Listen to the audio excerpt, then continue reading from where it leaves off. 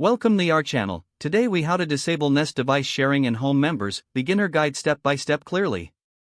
To disable device sharing and remove home members from your Nest account, begin by opening the Nest app on your mobile device. Once the app is open, ensure you are logged into your Nest account. Navigate to the settings section by tapping on the gear icon in the top right corner of the app. Scroll down until you find the option labeled Home Management. Tap on Home Management to access your home settings. In the Home Management section, you will see a list of all the members currently associated with your home. To remove a specific member, tap on their name in the list. You will be presented. Select Remove Member to proceed. A confirmation prompt will appear to ensure you want to remove them. Confirm the removal by tapping on Yes or Remove. After removing members, return to the Home Management section. Next, to disable device sharing, find the option labeled Family and Sharing. Tap on Family and Sharing to adjust sharing settings. In this section, you can manage who has access to your devices.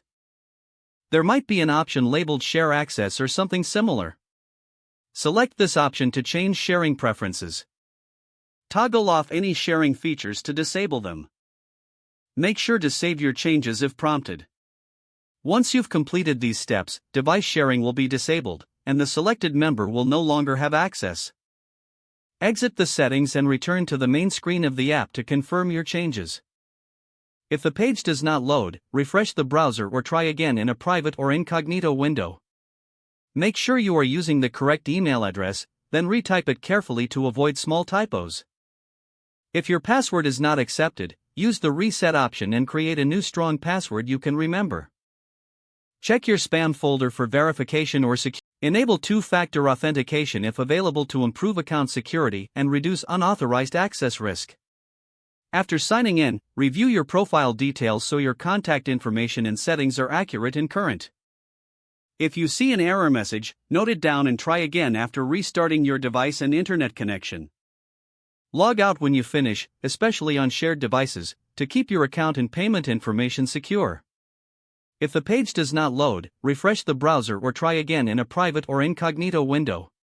Make sure you are using the correct email address, then retype it carefully to avoid small typos. Don't forget to like this video and subscribe to our channel for more step-by-step tech guides.